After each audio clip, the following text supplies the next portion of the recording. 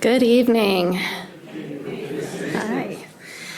So I am Brooke Clement. I'm the director of the Gerald R. Ford Presidential Library and Museum, and it is my pleasure to welcome you to this evening's program with Michelangelo and the Art of Difficulty with Henry Luttikhuizen. Thank you to the Gerald R. Ford Presidential Foundation for supporting exhibits and programming like the one we're about to experience. Now, I would like to welcome Gleaves Whitney, Executive Director of the Ford Presidential Foundation, to introduce tonight's speaker. Gleaves.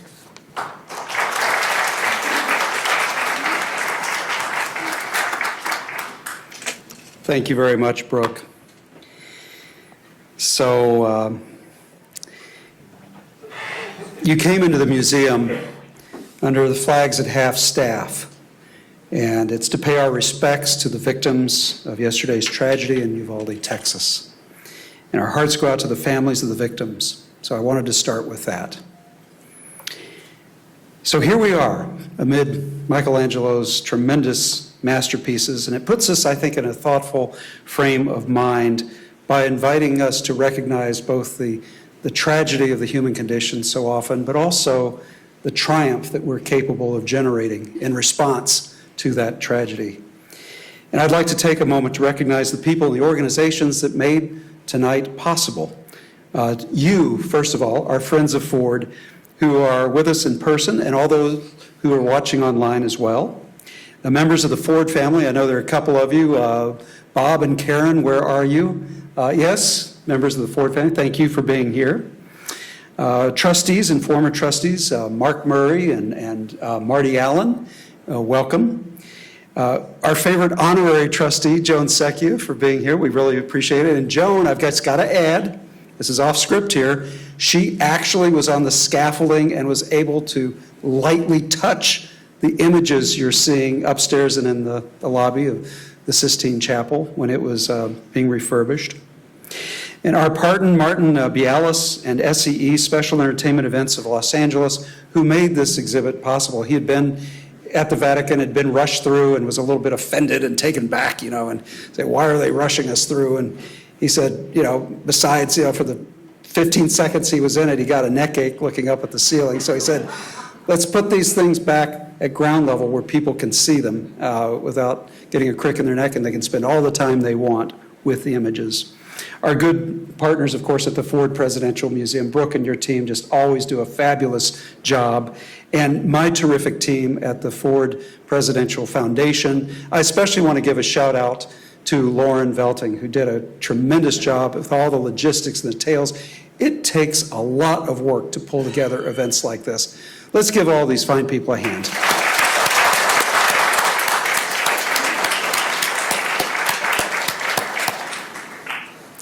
Well, we are grateful that all of you are part of what we're calling an evening to remember. It is significant because you're building a community around virtue. President Ford, Mrs. Ford, their virtue, and the culture that sustains virtue. You are part of that effort by being a friend of Ford, and we appreciate it. It's significant because President and Mrs. Ford lived for 895 days in an art museum. Yes, the White House is a terrific art museum, and we forget that. But it really is. If you add up, I have a book that's this thick with the beautiful color plates. I can barely hoist the thing, but one of those coffee table books. And we forget that it is a respectable art museum. It's been a long time since Jackie Kennedy tried to teach us about that. Significant because as President of the United States and leader of the free world, Gerald Ford traveled to the Sistine Chapel. He met with Pope Paul VI. And they discussed how necessary it was to uphold the values of our civilization, the virtues of our civilization. For example, I think the most preeminent is the freedom of expression. And then the freedom to express those transcendent virtues, truth, goodness, and beauty that you see all through this exhibit. And it's significant because of this evening's distinguished speaker, Dr. Henry Luttikhuizen. We are so pleased because he promises to deepen our insights into the most striking symbiosis of art and architecture on the planet.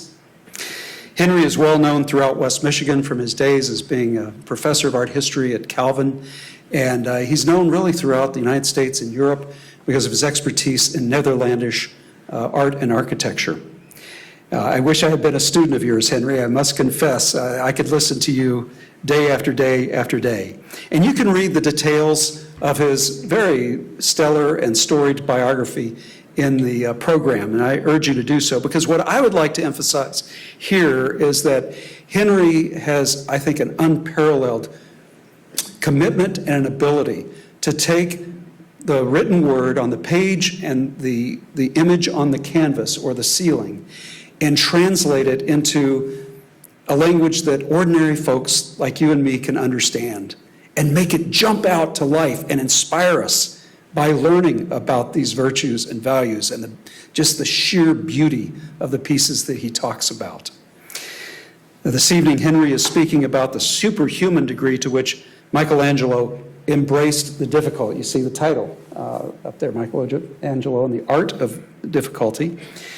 He will no doubt remind us of what the German poet Goethe observed after visiting the Vatican. I love this quotation. I'm sorry if I'm stealing any of your thunder, but this is a great quotation. Quote, "If you haven't seen the Sistine Chapel, then you cannot possibly appreciate what one person is capable of achieving." Close quote. Isn't that great? So tonight I ask you, are you ready to learn? Great. Wait, are you ready to learn? All right, then please welcome Henry Luttikhuizen to our stage.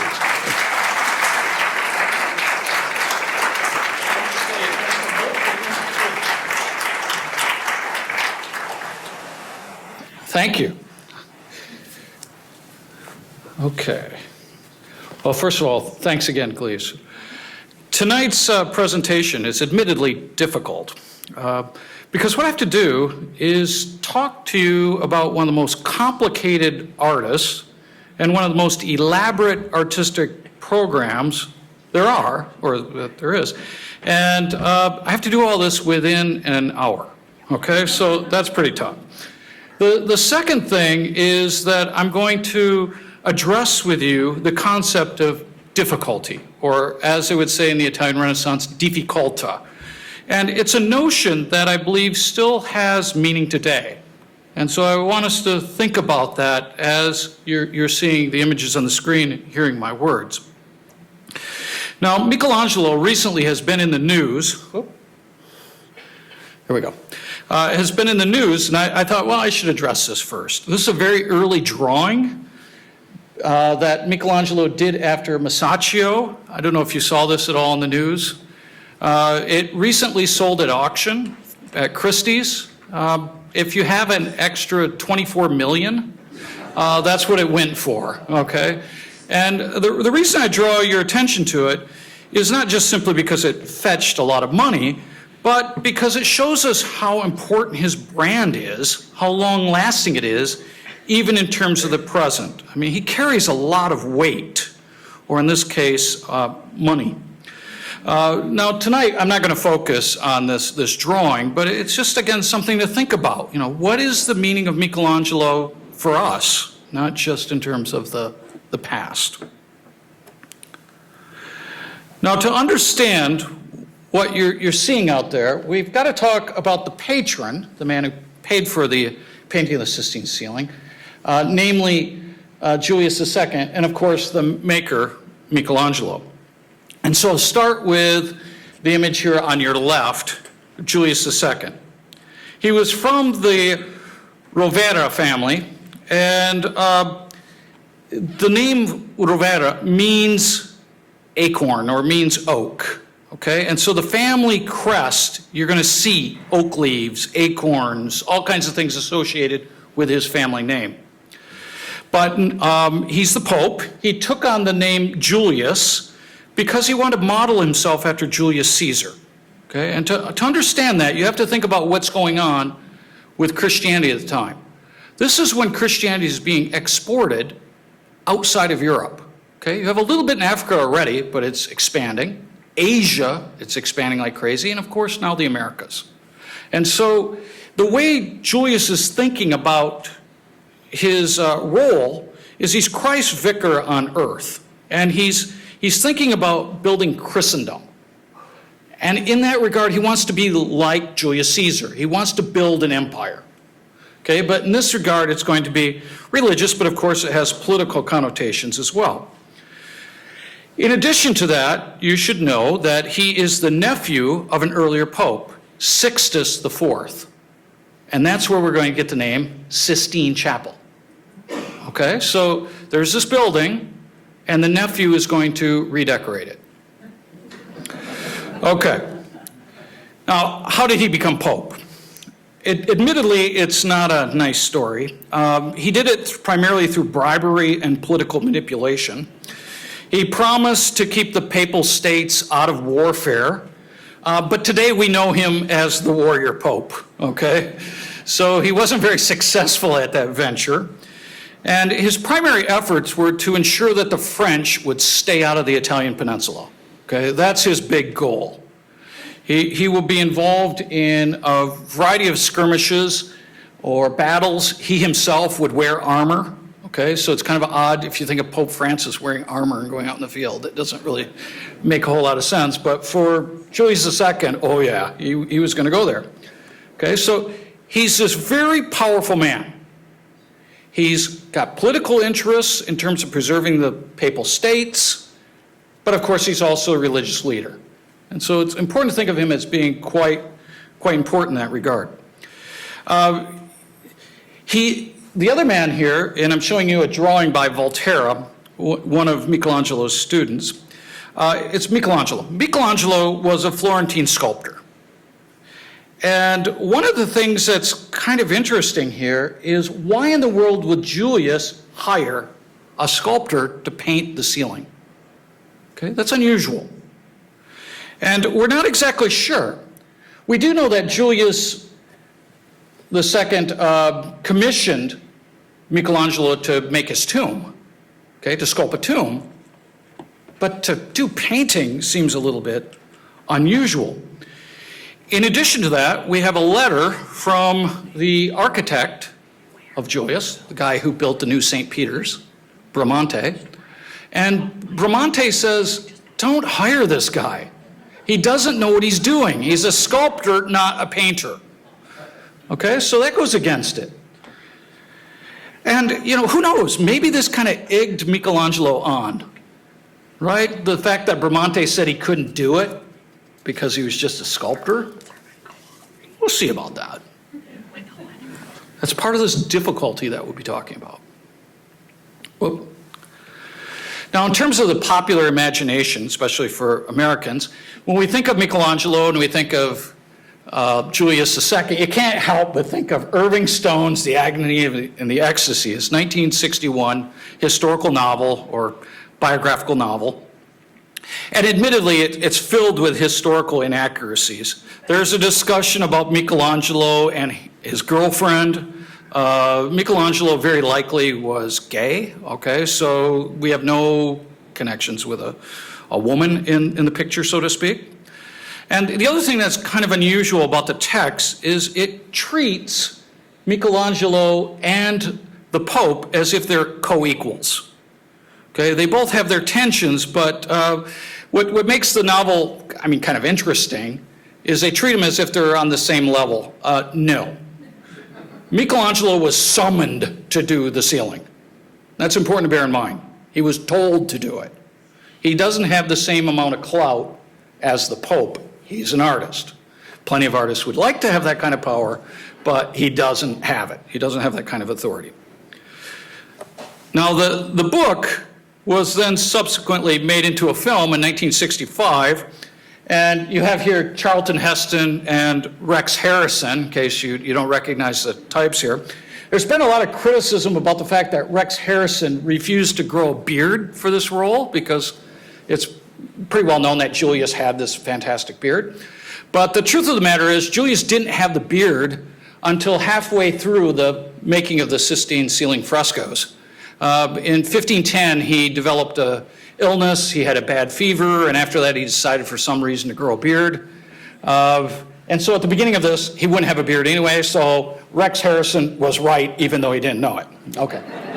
So there's some of this kind of thing happening. Now, when you see it, the film really addresses Michelangelo as being rather cantankerous, okay, as being a difficult personality. And, he's shown as somebody who threatens to quit. He takes off for the mountains. He leaves the project. He's kind of obnoxious, to say the least. But in a way, even though Stone isn't getting everything right here, he's onto something with the difficulty. Stone fails to address art theory. Okay? He doesn't deal with that at all. But he does know that somehow difficulty is coming into play. And those of you who are geniuses out there know that life can be difficult. And Michelangelo is suffering from this. Okay, geniuses suffer for two main reasons. Number one, ordinary people don't understand them. They have the right answer, and people aren't paying attention, and they make their lives miserable. That's tough. That's part of the reason geniuses are melancholic. The other problem with being a genius is it's a gift. I can't teach genius. No one can. It's something that is offered to you from birth, so to speak. It's given to you by grace. And again, Michelangelo believes that he has had that kind of inspiration. But here's where it becomes a problem. Okay, so you make a great masterpiece. God's helped you out. You get grace. Could it end? Is this something that's going to last? Or is this it? And that adds a certain degree of anxiety as well. So Renaissance geniuses are not real happy people, okay, by and large. And the other thing is they don't get along with each other. Michelangelo, and I'm going to put it as kindly as I can, hated Leonardo's guts. And it worked the other way around too. And Raphael, if we were talking about him, it'd be the same kind of story. Okay, so there are lots of problems there. So again, the thing to keep in mind here is, again, difficulty. It's related to genius, but that doesn't foreclose other possibilities or ways of thinking about this. Now tonight I've been asked to talk about the Sistine Chapel. And as I said, it was commissioned by Sixtus IV. It's a papal chapel dedicated to the Virgin Mary. It was built around 1477 to 84, something like that. And what's kind of interesting about the building is its dimensions are based on what they believe to be the same as the Temple of Solomon. Okay, so there's this kind of effort to make Rome like Jerusalem in a weird way. To give you a sense of scale, it's 134 feet long, 46 feet wide, and 44 feet high. And it houses about 200 people. Initially, it was decorated with stars on the ceiling. And the walls had fresco paintings by very prominent Italian artists, including, and if you look right here it is, okay, that might be a little bit familiar to those of you from West Michigan, Perugino. Okay, so now, let's think about this a little bit, make connections. So Perugino made multiple frescoes. In fact, he was in charge of the decoration. And many of these fresco paintings are promoting the idea of the Pope as having divine authority. Okay, and this is Christ giving the keys to St. Peter. So that's already down there. But what's going on with the ceiling? Well, unfortunately, the building leaked like a sieve. And Julius II decided to redecorate it. And so he wanted to do something with the interior. And he decided that what would be the best thing to do would be to have representations of the 12 apostles in the spandrels in between the windows. And so that was his idea. And so he also thinks maybe a few ornamental motifs. So he commissions Michelangelo. And Michelangelo's response was something like this. Well, yeah, I can paint that for you, but it's really not that great of a program. Instead, he said, you should have me do something more worthy, that's the word he used, worthy of the papacy.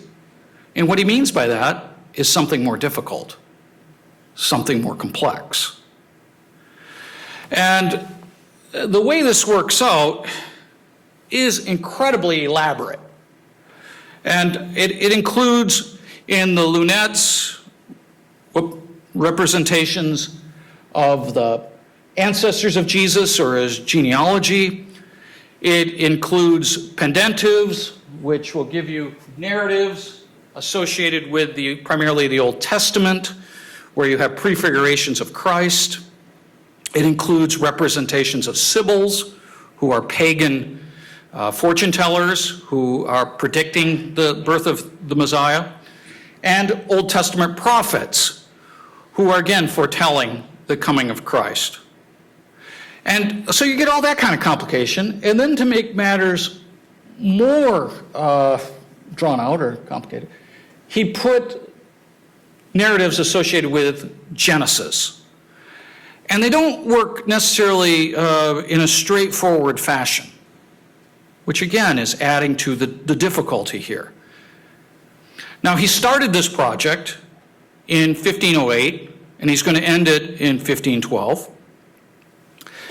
Twice as he was working on the project, he ran out of money, and he had to go to the Pope, who was in Bologna, fighting the French, and say, you got to pay me so I can buy more materials, so I can keep laborers working. The Goethe quote's a very good one, but admittedly, Michelangelo did not work alone. Okay, he had a workshop, and so he had to pay his employees as well. This is a corporate activity.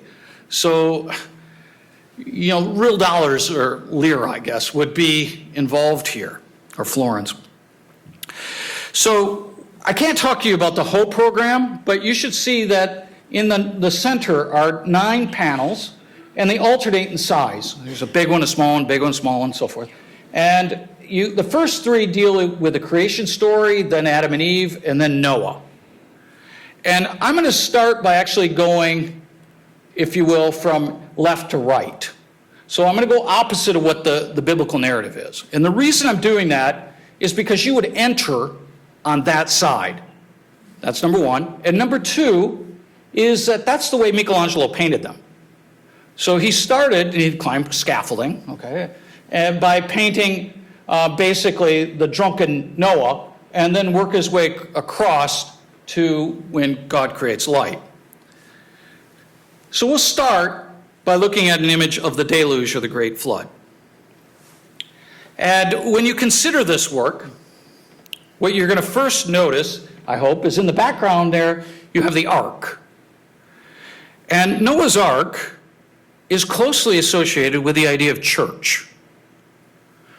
If that surprises you, I want you to think about this. What we call the middle of a church is a nave. Okay, and it's related to the word navy.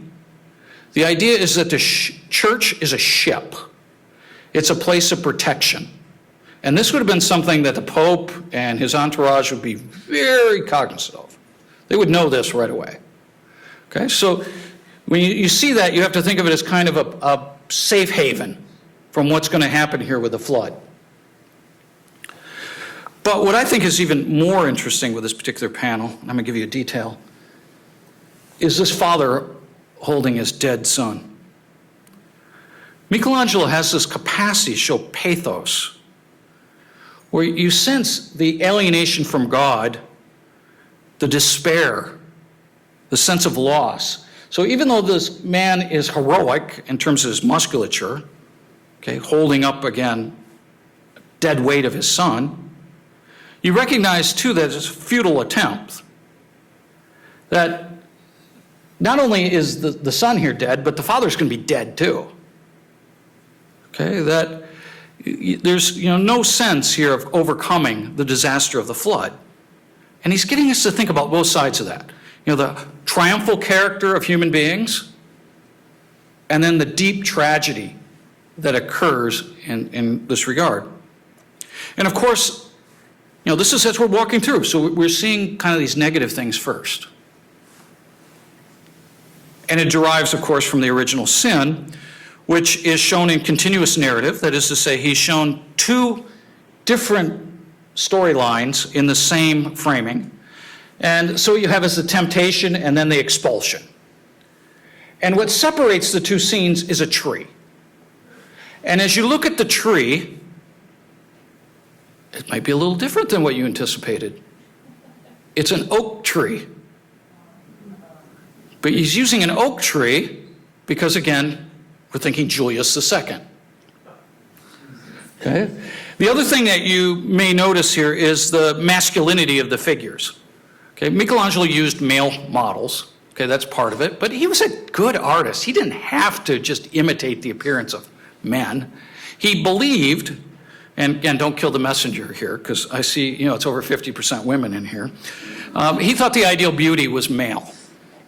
And so in terms of if a woman is going to have goodness, beauty, and truth, the closer she is physically to the male form, the better. Okay, this is kind of Platonic, to say the least. So when you see his representations of Eve, don't be surprised if she looks a little muscular. Yeah. The other thing you may notice is that the devil is also shown as being feminine. And what I think is kind of fascinating too is when you see the tail of the serpent is almost the iridescent quality of color that you find in that form. Usually we think of Michelangelo as being very gifted in terms of line, but it's important to think about him in terms of color as well. So for Michelangelo, again, humanity is the pinnacle of God's creation. In many ways, that's what makes this original sin so tragic. Now, as we're thinking 9 panels or 9 scenes, the middle one is the creation of Eve. And when you see the image here of the creation of Eve, you can tell that she's being removed from Adam's side, that she's responding to God lifting up his arm, that she is, in a sense, following his command. Now, why is she there in the middle? Again, it's a metaphor for the foundation or the establishment of the church. Okay, a lot of times we'll associate Eve with the fall. But prior to the fall, she's understood as being Adam's helper. And there is a close association between the pre-fall Eve and the Virgin Mary. Okay, you can find all kinds of theological literature. And so, in a way here, she is like the Virgin Mary, or she is like the church. Again, this is a papal chapel, so that makes perfect sense. But I want us to go beyond just the iconography here, again, to the complexity. Bear in mind, what you're seeing should be over your head. It's a ceiling painting. And yet I'm showing it to the side and it makes sense to you. Because what he's doing here is he's combining 2 ways of making art. The first way that he's giving us a suggestion here is what we call quattro riportato, okay, which is a fancy art history term that basically means you paint a ceiling painting as if it's an easel painting.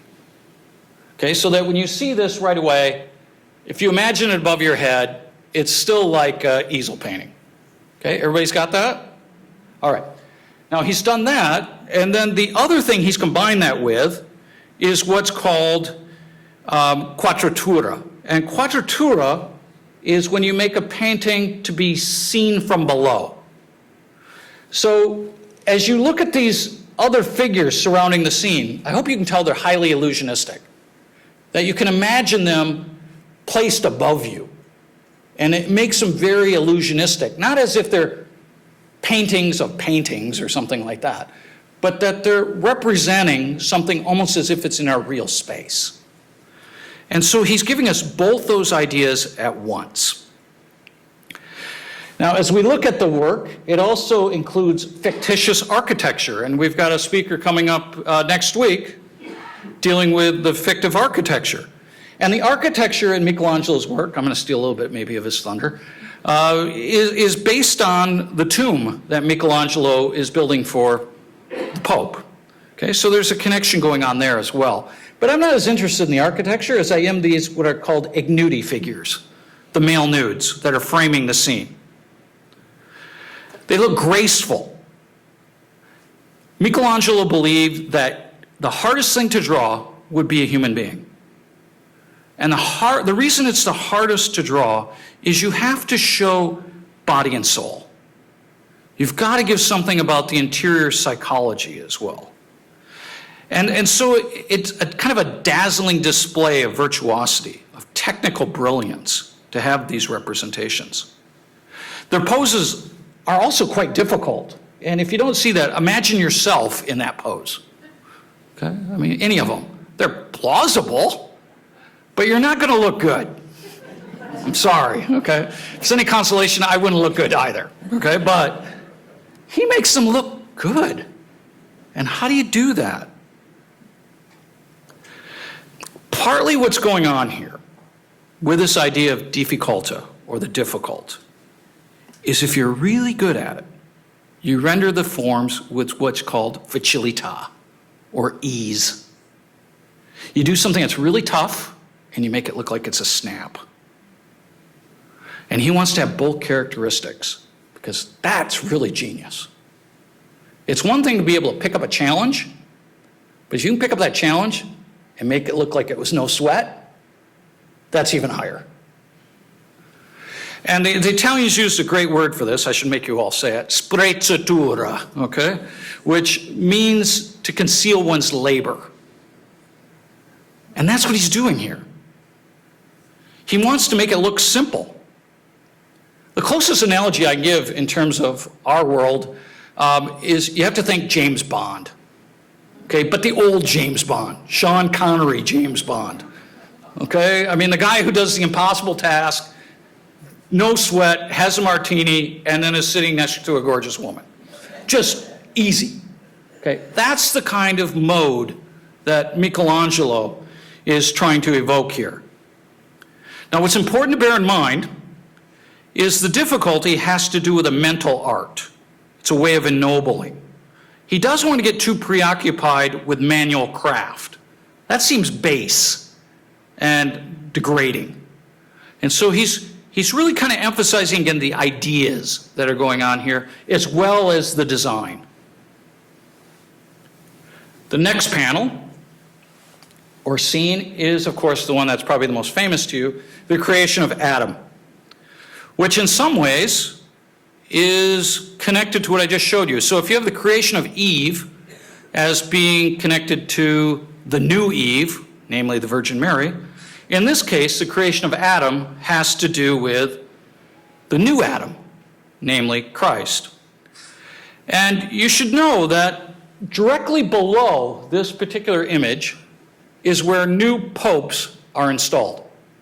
So, for example, when Francis I became pope, I don't know if you remember this on the news, you had the little white puffs of smoke. Okay, that came out of the Sistine Chapel. And where he is established as pope is directly underneath this. So you get kind of like Adam, new Adam Christ, new pope. I just want you to see how they're kind of intertwined or interwoven. Now the way in which this particular image works is the figure of God is surrounded by red, which is a very warm color. By contrast, you have cool colors by Adam, the blue and the green. And so consequently, it seems like the action is all coming from God's side. Okay, you have active and passive. Again, seems relatively simple, but this is a difficult idea.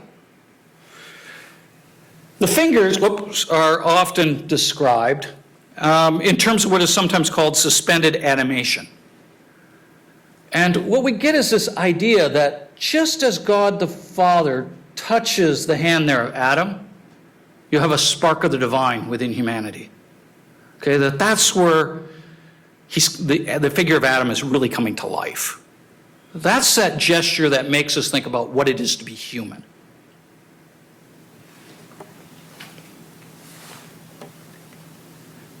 As we get closer and closer to the altar, we have God dividing the water from the earth. And you see this form, and first of all, again, the ignuti.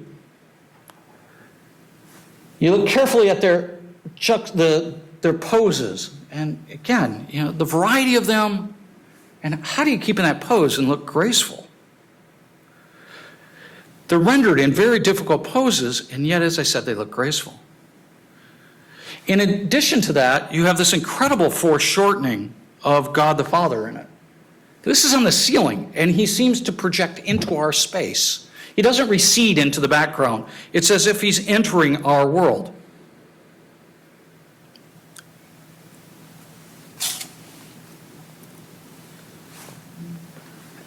As we follow this progression into the idea of creation, you have the creation of the sun and the moon. And it's actually combining the third and the fourth day of creation. On your left, if you look in the lower corner, you'll see a little tuft of earth. That's the idea of God creating the dry land. And then the fourth day is indicated with God there with the sun and the moon. But what I want you to notice is, first of all, what he does with the figure of God. You're seeing God's backside, okay, on your left. And you're seeing front side on your right. It's as if somehow God is rotating in that space. Okay? And again, it's dealing with variations of poses and the difficulties there are. Now, as we look more carefully at the forms, you get this intensity of his face. I mean, he almost looks like Charlton Heston here, right? And you see him pointing that finger from his index finger from his right hand towards the sun. And God the Father doesn't look at us, he looks at the sun. And by contrast, his left hand is pointing towards a silvery disk, namely that of the moon. But it's the sun that's in the center of the image. Let me go back. Okay? It's the sun that's capturing the divine's attention. Now, as an aside, Michelangelo thought that sculpture was the lantern of painting. That's the way he described it. He said that the difference between making a sculpture and making a painting is similar to the difference between the sun and the moon. He taught that sculptures cast shadows and paintings imitate the making of shadows. So it's paintings that don't provide light. It's just an imitation. It's the sun or this is sculpture that counts. And he's doing that in a painting. So kind of think about what's transpiring here.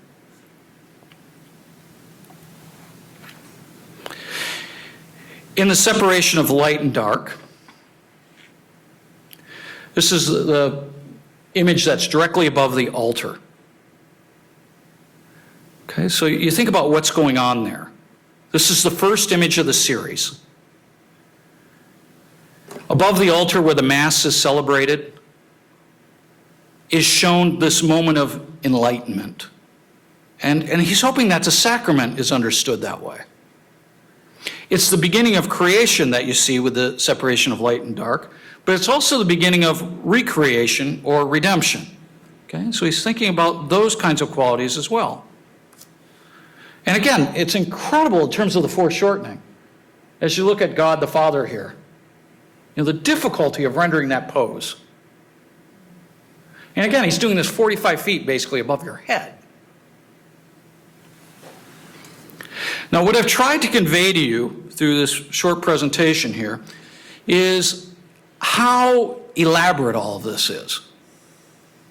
The complexity, the multiplication of what he's doing.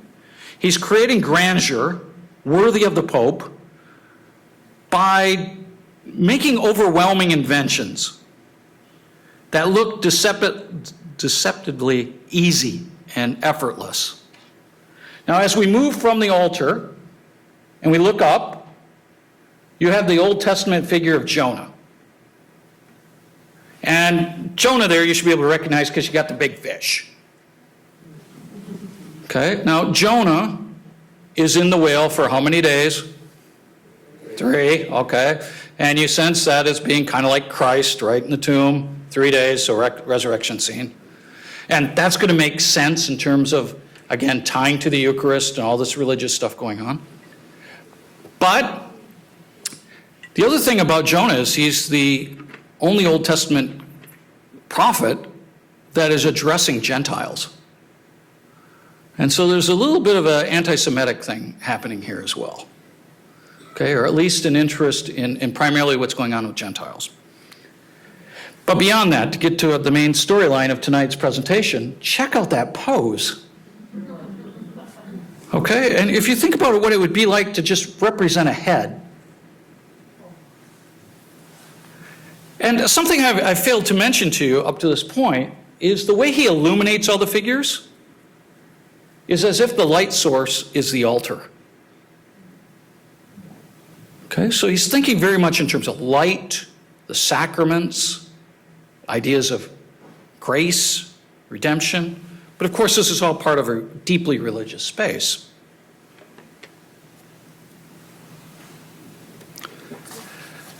We have a letter from his notebooks of Michelangelo.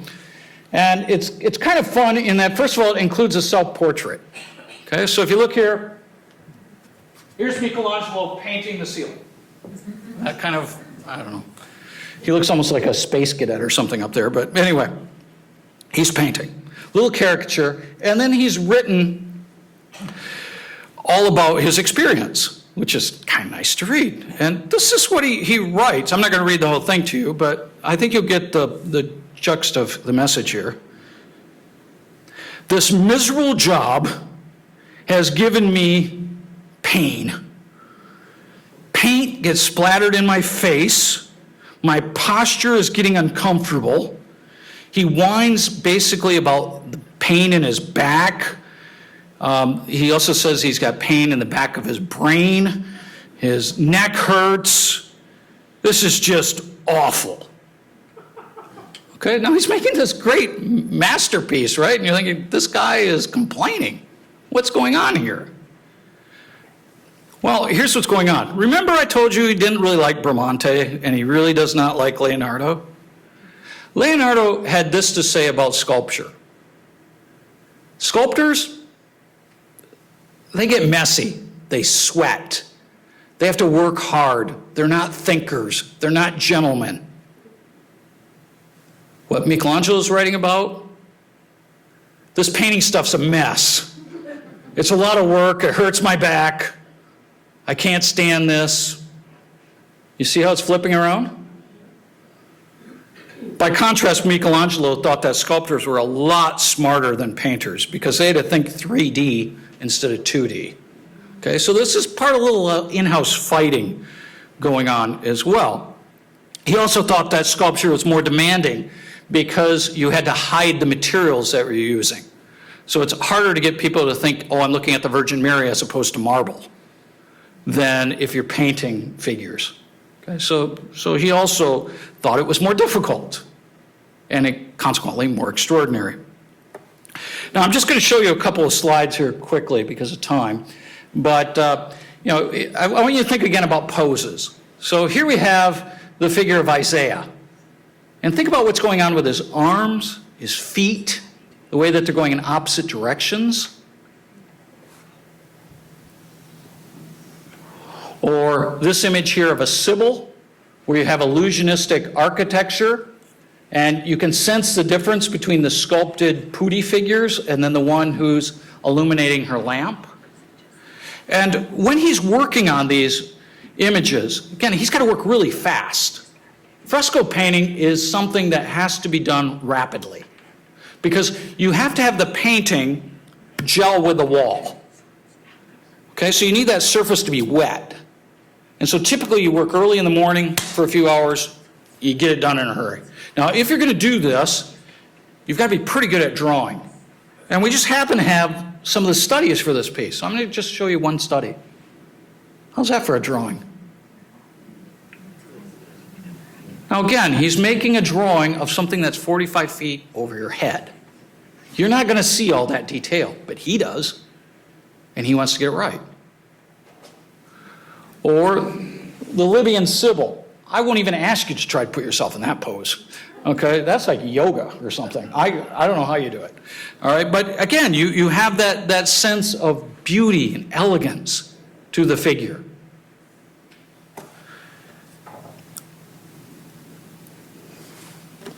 nearly kind of impossible contortions. Now, when we look at the ceiling's very different than the altar wall. And the altar wall was done 4 popes later. Okay, it was done in 1536 to 41, and the style and the mood of it is quite different. Now, initially, the idea was to put the Assumption of the Virgin Mary on that wall, because it's, after all, dedicated to her. And then the Pope at the time, Clement the Seventh, thought, let's not do that. Let's do a resurrection scene. And then soon after he got the idea for doing the resurrection scene, he died. Okay, so Michelangelo didn't do that. He had to wait for the next Pope. And the next Pope is Paul III, who I'm showing you in a portrait done by Titian.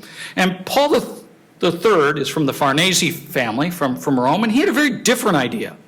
He thought it should be a last judgment. And so Michelangelo works on this idea. And when you look at the Last Judgment, as I said, the style is very different. There's no framing devices. There's none of that fictive architecture. It's as if the wall has been erased.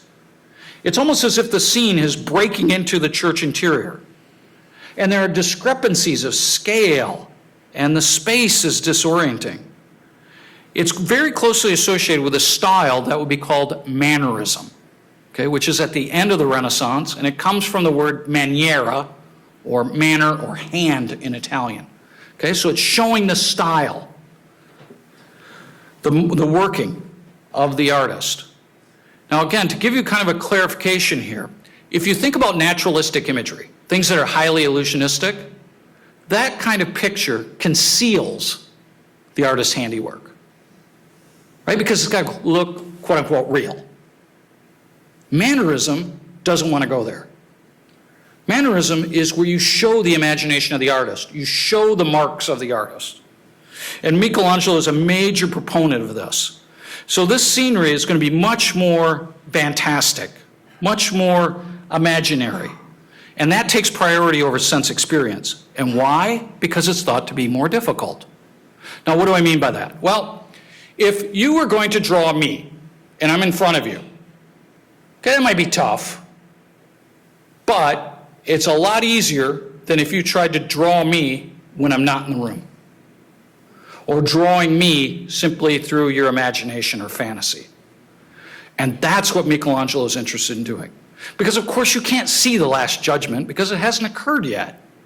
Okay, so there's this interest in showing something that's more like the visual and the visionary coming together. And that too is a big shift. Now when he painted this, it was quite controversial. And the reason for that is it included a lot of nudity. And this is a Pope's chapel, right? You know, priests are supposed to be celibate, and you got all these nudies? That's not right, okay? How can this be? Well, Michelangelo's response was, well, come on, it's the resurrection. That's how we all come up. And he also, of course, has this deep appreciation for the human form. But there were troubles. Even the ceiling before this, I didn't mention it, but I'll get after my ethnicity here in a minute. Even the ceiling was posed to be problematic. All those ignudi figures, the only Dutch Pope, Adrian IV, wanted the whole ceiling stripped because he thought that this is just too much nudity. Let's get rid of it. Okay? Now, after Michelangelo's death, so it's about a decade or so after his demise, the papacy decided, yeah, we can't have this. This is just too much. And so Volterra was commissioned to put clothing on the figures. Okay, so what I'm showing you is a mid-16th century copy after the work of Michelangelo. Okay, so before it got new clothing. And so to show you the difference, here's what it looks like today in a detail. That's St. Catherine there with the broken wheel. Okay, this is what it looked like when Michelangelo did it. Wow, huh? You can kind of see maybe where some people may have thought, this is too much about art and not Christian devotion. Okay, seeing the difference?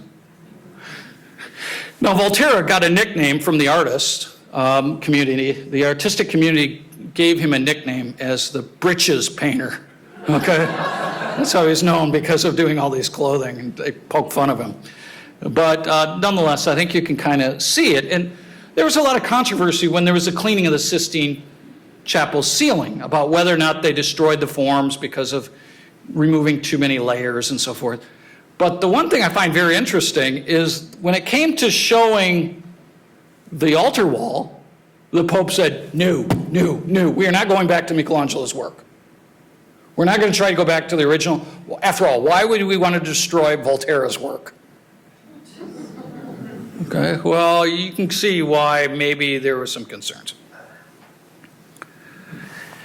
As we look at the altar wall, right in the middle, of course, you have the figure of Christ, who's surprisingly beardless. And he's shown very much like the sun god Apollo. And he rises from his throne on the liturgical east. Okay, so you think of like the sun rising, second coming idea. And he lifts up his right arm to indicate his side wound and to elevate the saved. But for the most part, he's preoccupied with what would be on his left. Namely, he's preoccupied with the damned. You can see that's where his eyes are drawn. Even the positions of his hands seem to be in condemnation. And meanwhile, you look at the Virgin Mary next to him, again, that symbol of the church, and she's functioning as the intercessory. She seems quite passive, in some ways maybe shrinking or shriveling up. And yet, she's the one who's going to temper the wrath of God. See, it's a little bit more precarious than the kind of imagery we had on the ceiling. Now, just below Christ, on the right, is the figure of St. Bartholomew. Bartholomew was flayed alive. Okay, that's how he was martyred. And he's shown there holding a knife and his flayed skin. Now, one of the interest here in the field of art history is that people started looking at the face of the flayed skin and went, God, that looks a lot like Michelangelo. And it makes you wonder what's going on. But the problem is, nobody seemed to have noticed that until the 1920s. Okay, so we don't have any record that Renaissance people or 16th century people thought that was Michelangelo. So maybe it is, maybe it's not. But what we can do, I think, is see how this would be understood as kind of the death of the old self and life anew. The other thing that I think is kind of fascinating is the posture of the figure is based on an ancient sculpture, one that was in the collection of Julius II. So even though he's working for Paul III now, and it's decades later, he still has this connection with Julius. And so we get the idea here that painting is informed by antiquity, Renaissance, rebirth, but at the same time, he's imitating a sculpture. Okay, so it's that sculpture versus painting idea as well.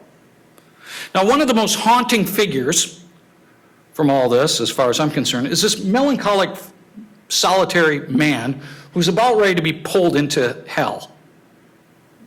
And again, I think Michelangelo gets at psychological pain and suffering, that even the strongest of individuals are vulnerable.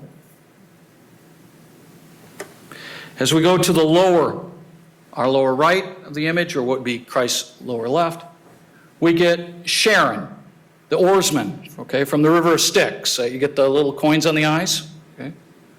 That's to pay the toll. And he's swinging his oar, pushing people onto the shores of hell.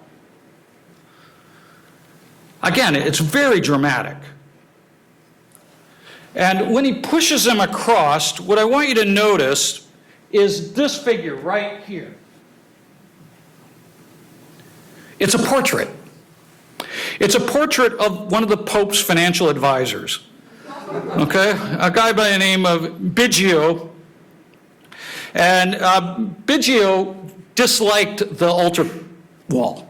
and he badmouthed Michelangelo. He said that Michelangelo was, again, more preoccupied with making something artistic and was impious and all that.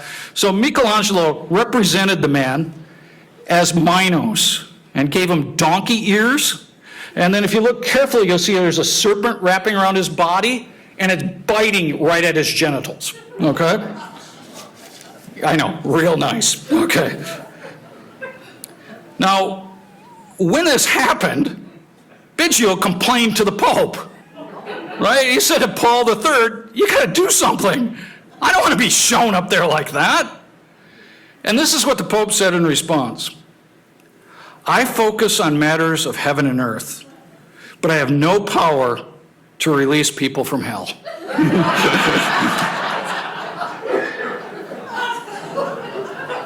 So you kind of wonder where the Pope's coming from here. But Michelangelo was edgy, okay? I mean, to do that to a financial advisor, because this is the other thing he did.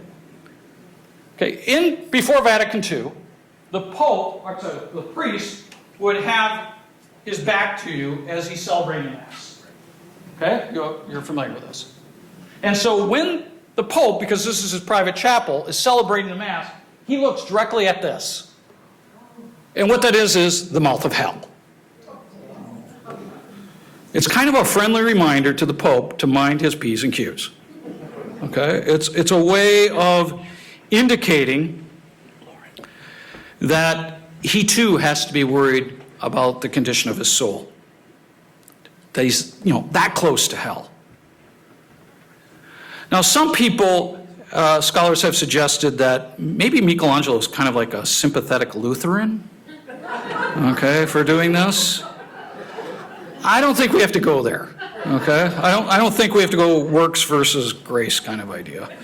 And I don't think that really makes a whole lot of sense with the artist. And, at the same time, the Pope had to be familiar with what Michelangelo was doing. I think that maybe the Pope was okay with this kind of friendly reminder. Okay, one of the things that's going on in between the painting of the ceiling and that altar wall is the Reformation. Okay, so there is some anxiety within the church. And how are we going to handle this? Some degrees of uncertainty. In addition to that, in 1527, the French sacked Rome. And this had to really hit the papacy as well. So in this kind of moment of crisis, the Pope wants to make sure that what he's doing is right.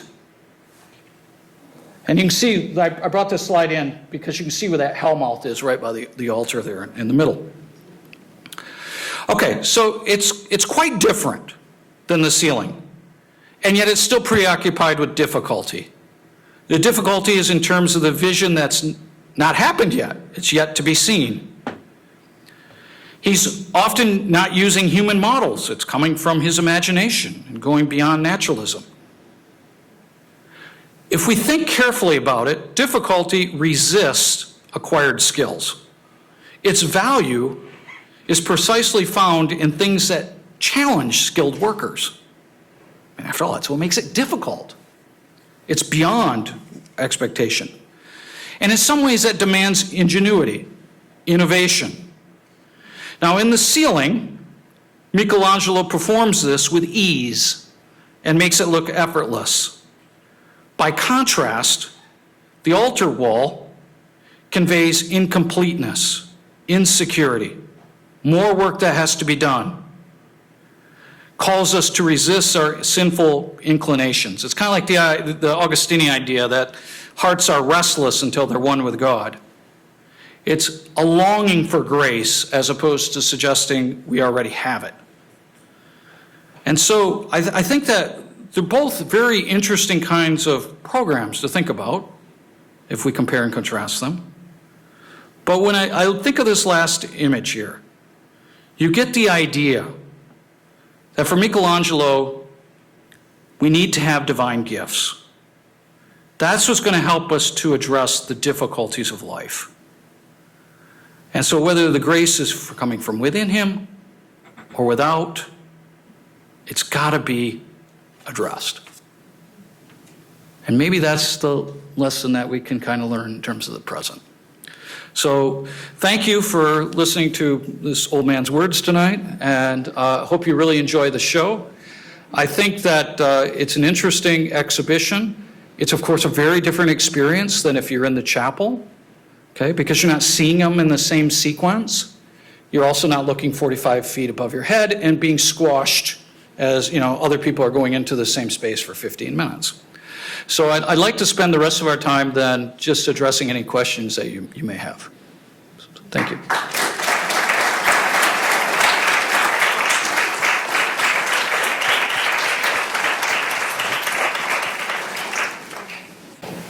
Yeah. How old was he when he was doing this? Which, How old? this one here at the end, he was in his 60s. And, ready for this? He fell from the scaffolding. We know that. So, he did suffer pain in this regard. And in some ways, that's not surprising. I mean, in some ways, he has no business going up and down the scaffold at this age, but it is a difference. Yeah. What is the paint that's used, and does it have to be retouched from time to time? Okay. The pigments are going to be primarily ground from minerals. Okay. And it's not like temper. You don't need egg yolk with it because it's going to go directly into the wall. Okay. So I don't know if that gives you enough information, but it's a powdery substance, and you render it. Here's how you make it first. I'll give you the whole shot. First, you got to have the idea, right? And then what you do is you make a drawing, or what's called a cartoon. And you make the cartoon to the same scale as you want your painting. And you do this on a surface. You use something like wax paper that's really thin, and you poke holes in it. And then what they would do is poke the holes and rub charcoal over it. And so it would tell them where to make the drawing. And so you quick do this, do the drawing, and then you do the actual painting. So drawing has to take priority. If you don't know how to draw, you're done. I mean, it's really that important in all this. And so with Michelangelo's idea, what makes art is you have an idea, you have a drawing, and then you make a sculpture, a painting, or a building. Those are the three arts of design. If you don't have drawing, it's not really art. It's foundational. And so there's this kind of combination going on here where drawing is important, but then he's also thinking in terms of, what colors. He's quite fantastic. Does it be retired? It depends upon the quality of the wall, so to speak. Right? I mean, if the building leaks, it's going to pose some major problems for the pigment on that surface. If there are problems with humidity control, same kind of issues, or temperature control. So long as you can keep it at a constant temperature and humidity, you should be all right for a while. This is if it was done in a way where the paint is into the surface of the plaster. If you do what's called dry fresco is you just do the painting on a surface that's no longer moist. That deteriorates in a hurry. Okay, so it had to be cleaned, but primarily it had to be cleaned because the construction of the building's not the greatest, and because you've got smoke going on in there, candles, everything else, and problems with humidity. That's why the Sistine Chapel is clean lots of times. Henry, I think we just had the finger of God and control. Yeah, I got it. Shut the curtains behind you. Yeah, I got So we have time for two more questions. Yeah. What kind of theological oversight? Okay. What kind of theological oversight did he have going in? Did he have to pass his designs past some theological sort of, committee, right? But not committee, but and what kind of training did he himself have theologically to come up with these incredibly deep understandings in art? We know that Michelangelo could read and write. We know that he was fascinated with the poet Dante. Yeah. Okay, so, and read Petrarch and so forth. In terms of theological training, we don't know how much he had. However, you can be assured that he had advisors that were telling him what to do with the ceiling. This is not just his own conception. And we think it was probably a guy by the name of Marcello, who was the cousin of the Pope, who was telling him basically what to do. Now, having said that, I don't think Marcello was saying, and make sure you add a little blue here. Okay? I think it was just generally the concepts, and then Michelangelo came up with this. Okay. One more question? Ask a question.